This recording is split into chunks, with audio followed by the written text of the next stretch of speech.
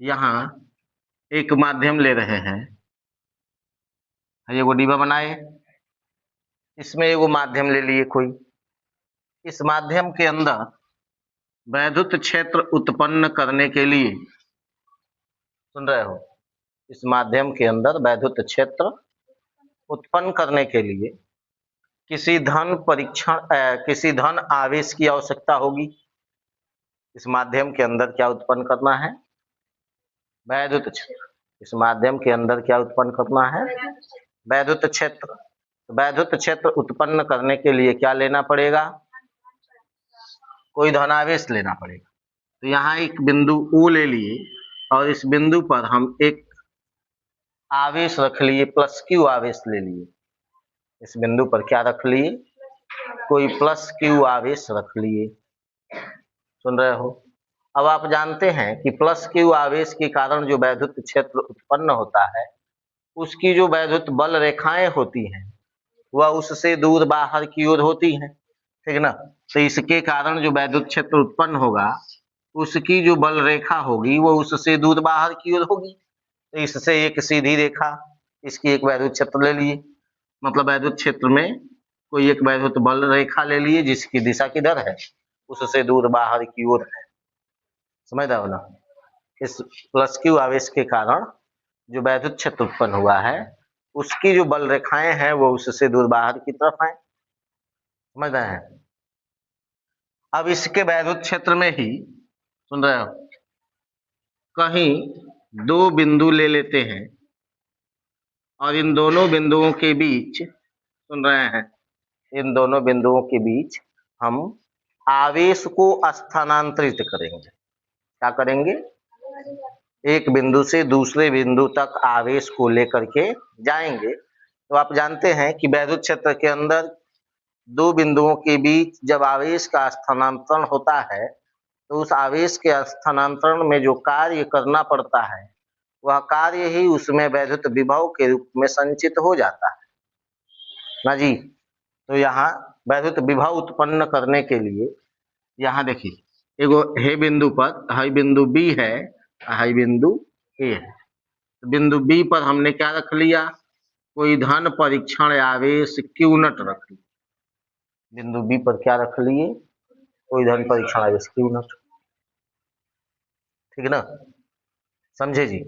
और ये दोनों बिंदु इस प्रकार हैं, ये दोनों बिंदु इस प्रकार हैं कि इन दोनों बिंदुओं की विभव जो है, समझ रहे हैं, इन दोनों बिंदुओं के विभव जो है वह भी तथा भी माइनस भी एक्स है, यही ना बताया गया था।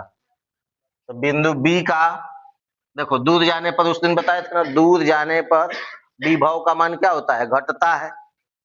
दूर जाने पर विभव का मान क्या होता है?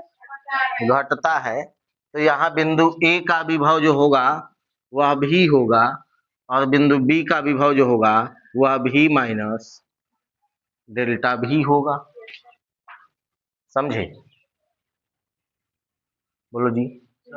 अब भाई दोनों बिंदुओं के बीच की दूरी जो है वह डेल्टा एक्स है। क्या है? Delta x. और आप जानते हैं कि वैद्युत क्षेत्र के अंदर रखा गया है परीक्षण आवेश क्यू नॉट। तो वैद्युत क्षेत्र हाई वाला आवेश इस पर क्या करेगा? बल लगाएगा। इसके वैद्युत क्षेत्र के अंदर है ना हाई, हे वाला आवेश के वैद्युत क्षेत्र के अंदर है हाई वाला आवेश। तो ये वाला आवेश, हाई वाला आवेश इस पर क्या करेगा? बल लगाएगा। उस बल की दिशा किधर होगी? बाहर के वैद्युत क्षेत्र की दिशा में। उस बल की दिशा किधर होगी? बल की दिशा वैद्युत क्षेत्र की दिशा में होगी। अब इस बल के विरुद्ध इस आवेश को हमें बिंदु बी से भी एक ही पद लेकर के जाना है। सुन रहे हो ना? इस बल के विरुद्ध, कौन बल के विरुद्ध? एफ। मतलब ये कौन सा बल है? प्रतिकर्षण बल है। कौन सा बल है?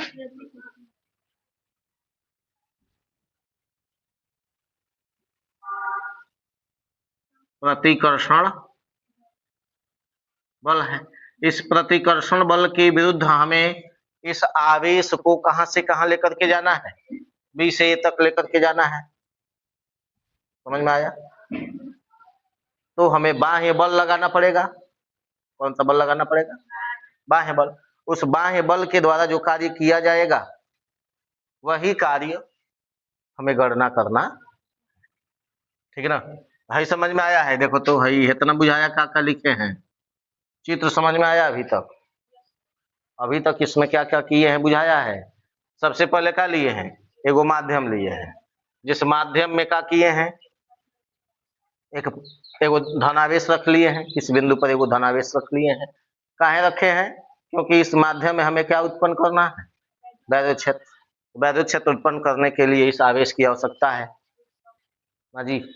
अब इस आवेश के कारण जो वैद्युत क्षेत्र उत्पन्न होगा उसकी जो बल रेखाएं होंगी वो उससे दूर बाहर की ओर होंगी, उसी में से किसी एक बल रेखा के ऊपर अथवा किसी एक अक्ष के ऊपर, ठीक है ना, हम दो बिंदु ले लिए, जिसमें से एक बिंदु पर, ठीक है ना, एक बिंदु पर क्या रख लिए, क्यू नॉट आवेश रख लिए। अब आप जानते हैं कि बिंदु बी पर जब हम लोग क्यू नॉट आवेश रखेंगे, ठीक है ना, तो हाई वाला आवेश इस पर क्या करेगा, बल लगाएगा, या वैद्युत क्षेत्र इस पर बल लगाएगा, ठीक है ना। जिस बल की दिशा किधर होगी, वैद्युत क्षेत्र की दिशा में होगी, अर्थात वो प्रतिकर्षण बल होगा। लेकिन इस बल के विरुद्ध जा करके हमें इस आवेश को बिंदु बी से बिंदु ए तक लेकर के आना है, ठीक है ना। अब वहां से यहां तक लेकर के आने में हमें इस बिंदु का विभव कितना है बिंदु बी का ए है। ये दोनों बिंदु इस प्रकार लिए गए हैं कि इनके विभव क्रमशः क्या है, भी तथा भी माइनस डेल्टा भी है।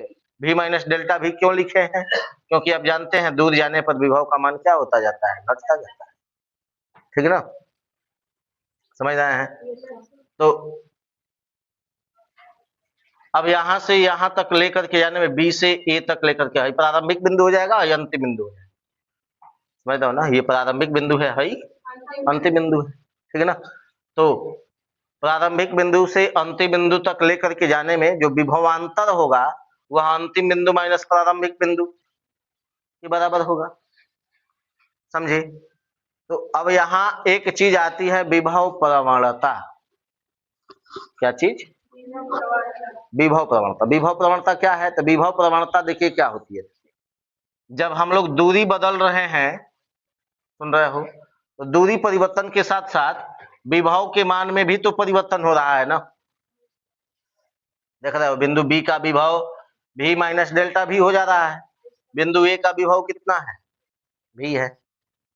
दोनों बिंदुओं का एक ही विभव तो नहीं ना है, अलग अलग न विभव है, सुन रहे हो। तो दूरी परिवर्तन के साथ विभव में परिवर्तन की दर को, दूरी परिवर्तन के साथ विभव में परिवर्तन की दर को विभव प्रवणता कहा जाता है, समझ रहे हैं। दूरी परिवर्तन के साथ विभव में परिवर्तन की दर को ही क्या कहा जाता है, विभव प्रवणता कहा जाता है, समझ में आया। यही कल आपको बताए थे, ठीक है ना। बिंदु ए का विभव भी है और बिंदु बी का विभव भी माइनस डेल्टा भी घट जा रहा है, विभव क्या हो जा रहा है, घट जा रहा है, ठीक है ना। तो विभव प्रवणता के बारे में क्या बताया गया था, दूरी परिवर्तन के साथ विभव परिवर्तन की दर को ही विभव प्रवणता कहते हैं या कहा जाता है, ठीक है ना, समझे ना जी। तो विभव प्रवणता बराबर क्या बताया गया था, विभव प्रवणता बराबर विभव में परिवर्तन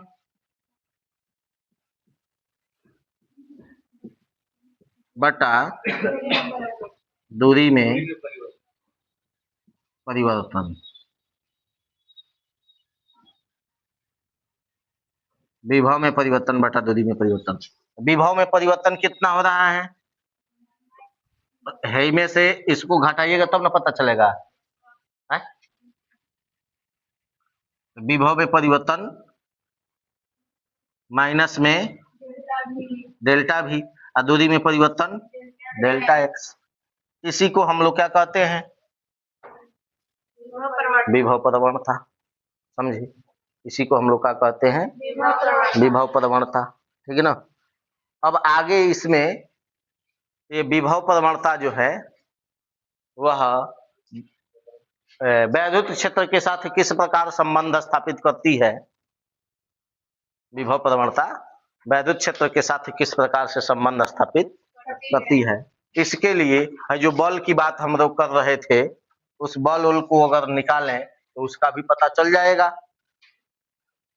समझ चुके हो, हई बुझा गया है। अब दूरी परिवर्तन के साथ जब हम लोग वैद्युत क्षेत्र के अंदर एक बिंदु से दूसरे बिंदु तक जा रहे हैं तो दूरी परिवर्तन के साथ विभव में भी परिवर्तन हो जा रहा है, और इसी परिवर्तन को हम लोग क्या कहते हैं, विभव प्रवणता। ठीक ना, समझ रहे हो ना। वैद्युत क्षेत्र में विभव परिवर्तन के वैद्युत क्षेत्र में दूरी परिवर्तन के साथ विभव में परिवर्तन की दर को ही क्या कहा जाता है, विभव प्रवणता कहा जाता है, जिसका फार्मूला क्या होता है, माइनस में delta we by delta x. ठीक है ना, ये पूछा जाता है परीक्षा में, विभव प्रवणता क्या है। एक नंबर में एक छोटा छोटा क्वेश्चन है ना, ये समझ रहे हो। एक और नंबर में छोटा छोटा परिभाषा कभी कभी आ जाता है, समझ रहे हैं। डस्टर रखे हुए। अब देखो, दूरी को निकालना हो, परिवर्तन कितना हुआ है, इसके कार्य को अगर निकालना हो, अर्थात वैद्युत क्षेत्र और विभव प्रवणता में संबंध अगर स्थापित करना हो तो वो कैसे किया जाता है। तो देखो, जब हई वाला आवेश यहाँ इस आवेश के वैद्युत क्षेत्र में इस Q0 आवेश को रखे हैं तो एक बल लग रहा है F। बल का मान कितना होगा, इस F का मान कितना है बताओ, Q0 इंटू ई के बराबर है। इस बल का मान कितना है, Q0 इंटू वैद्युत क्षेत्र इस पर जो बल लगा रहा है उसका मान कितना होगा, Q0 इंटू ई। ठीक है ना। तो अब बताओ, इस आवेश को बिंदु बी से बिंदु ए तक ले आने में किया गया कार्य, सुन रहे हो ना, बी से किसको, Q0 को बी से ए तक लाने में किया गया कार्य, W बराबर क्या होगा, बल गुणे विस्थापन फॉर्मूला होता है ना जी, बल गुणे विस्थापन। बल का फॉर्मूला क्या है, F। विस्थापन कितना हुआ है, डेल्टा एक्स। ठीक है ना। लेकिन आप ध्यान दीजिएगा, बल किधर है, इधर, बल की दिशा उधर है वैद्युत क्षेत्र की दिशा में। अब विस्थापन किधर है, हो रहा है इधर ना जी, बी से ए तक न जा रहा है अभी, तो उल्टा हो रहा है ना, है? बल होने लग रहा है, विस्थापन नहीं हो रहा है, उल्टा हो रहा है ना। तो इसलिए यह क्या होगा, माइनस में होगा। तो बल F की जगह हम लोग क्या लिख सकते हैं, Q0 इंटू ई, Q0 इंटू ई। अब विस्थापन माइनस में डेल्टा, ठीक है ना, यही हो गया W। समझे। अब भाई W बाई है Q0 को हेने भेज लो, तो एने क्या बचा, E इंटू माइनस में डेल्टा एक्स बचा ना। अब यहां पर ध्यान देना, ये क्या लिखा गया है, W बाई Q0, क्या लिखा गया है, W बाई Q0। तो अब परिभाषा के अनुसार, विभव की परिभाषा के अनुसार, सुन रहे हो, अनंत से किसी धन परीक्षण आवेश को वैद्युत क्षेत्र के अंदर किसी बिंदु तक लेकर के आने में किया गया कार्य ही उस बिंदु का विभव कहलाता था। ठीक है ना। तो V is equal to W by Q लिखा गया था, समझ रहे हैं। V is equal to W by क्या लिखा गया था, क्यू लिखा गया था। ठीक है ना। तो है V के जगह पर, या यहां से बिंदु B से बिंदु A तक लेकर के जो जा रहे हैं, बिंदु B से बिंदु A तक लेकर के जो जा रहे हैं, ठीक है ना, इसमें हम परिवर्तन कितना कर रहे हैं, तो अंतिम विभव कितना है V, प्रारंभिक विभव कितना है V माइनस डेल्टा V। तो यहां से यहाँ के विभव को जब घटाइएगा, अर्थात W by Q0 is equal to क्या लिखा जाएगा, ये किसके अनुसार, परिभाषा से, विभव की, किसकी परिभाषा से, विभव की, विभव की परिभाषा से। V माइनस डेल्टा V जो होता है वह V माइनस क्या होता है, V माइनस डेल्टा V, प्रारंभ अंतिम बिंदु का विभव माइनस प्रारंभिक बिंदु का विभव, विभवांतर यही ना फॉर्मूला होता है। तो अंतिम विभव माइनस प्रारंभिक विभव, और जब एकरा के घटाइएगा तो है v minus minus plus delta v। देखो जी, हाई भी से हाई भी कट जाएगा, W बाई क्यू नॉट की जगह पर क्या आया, डेल्टा भी। समझे जी, W बाई क्यू नॉट की जगह पर क्या आया, एक के समीकरण एगो मान लो, एक के समीकरण दूसरा का मान लो, ठीक ना। तो दोनों की तुलना अगर कर लिया जाए समीकरण 1 तथा 2 से, ठीक ना, तो देखना है ना, W बाई क्यू नॉट की जगह पर क्या लिखा जा सकता है, केवल डेल्टा भी। तो डेल्टा भी बराबर क्या हो जाएगा, ई इंटू माइनस में डेल्टा एक्स, ठीक ना। अब केवल एक तरफ ई को छोड़ दो, हाई है लेकर चले आओ, तो डेल्टा भी बाई डेल्टा एक्स माइनस में, तो माइनस में डेल्टा भी by delta x is equal to का हो जाएगा ई। समझे, यही क्या दिखा रहा है, तो विभव प्रवणता का ऋणात्मक मान किसके बराबर आ रहा है, वैद्युत क्षेत्र ई के बराबर आ रहा है ना जी। विभव प्रवणता का ऋणात्मक मान किसके बराबर आ रहा है, वैद्युत क्षेत्र ई के बराबर आ रहा है। यही ना सिद्ध कराए थे उस दिन, बोलो जी, यही ना सिद्ध कराया गया था। समझ में आया है, समझ गए हो है?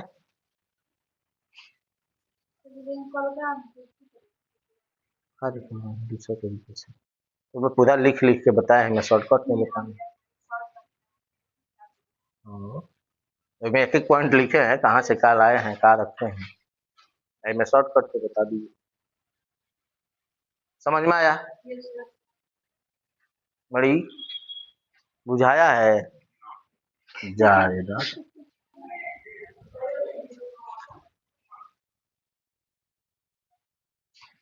देखो अगला हेडिंग है हम लोगों का विभव प्रवणता का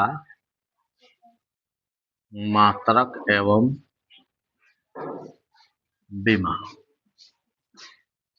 सबसे पहले हम लोग मात्रक पढ़ेंगे, ठीक है ना। तो देखो विभव प्रवणता का फॉर्मूला अभी का लिखा गया था, डेल्टा भी बाई डेल्टा एक्स ना जी। तो डेल्टा भी जो है, सुन रहे हो, डेल्टा भी वह वोल्ट, विभव का मात्रक क्या होता है, वोल्ट, ठीक है ना। और डेल्टा एक्स एक प्रकार की दूरी थी, तो उसका मात्रक मीटर हो जाएगा, तो वोल्ट प्रति मीटर इसका मात्रक हो जाएगा। तो हेडिंग लिख लीजिए, विभव प्रवणता का एसआई मात्रक, विभव प्रवणता का एसआई मात्रक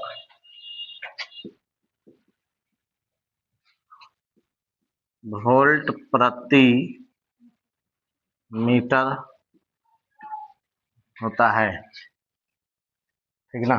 तथा अथवा इसका मात्रक देखो वैद्युत क्षेत्र के मात्रक के बराबर भी हो सकता है ना जी, क्योंकि इसका मान वैद्युत क्षेत्र के बराबर आया था ना, है तो न्यूटन प्रति कूलाम भी होता है, ठीक है ना।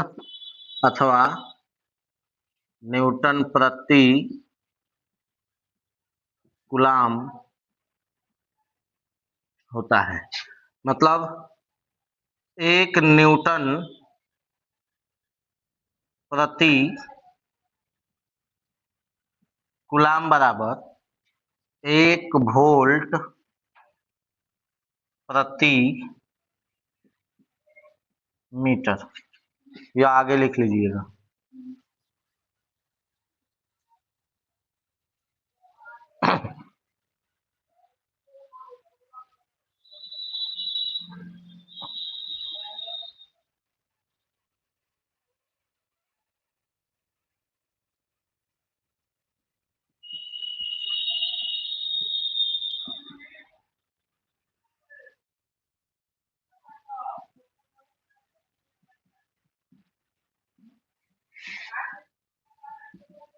देखो विभव प्रवणता की विमा जो होगी वह विभव की विमा ऊपर होगी और दूरी की विमा नीचे होगी, ठीक ना, या विस्थापन की विमा नीचे रहेगी। तो विभव की विमा ऊपर और बट्टा में नीचे, विस्थापन की विमा रहेगी, ठीक ना, समझे जी। विभव की विमा याद है होगा आपको, लिखवाया गया होगा ml2 t-3 a-1, ठीक ना, यही ना लिखवाया गया होगा। और उसके बाद विस्थापन की विमा क्या होती है, केवल L, हाई ऊपर जाएगा तो एगो माइनस हो जाएगा, ठीक ना, तो ये बदल करके क्या हो जाएगा बताइए, m l, एगो माइनस हो गया, एगो माइनस हो जाएगा तो केवल एगो हो जाएगा, l बच जाएगा, t-3 a-1, यही हो जाएगा इसका बीमा। जी लिख लो।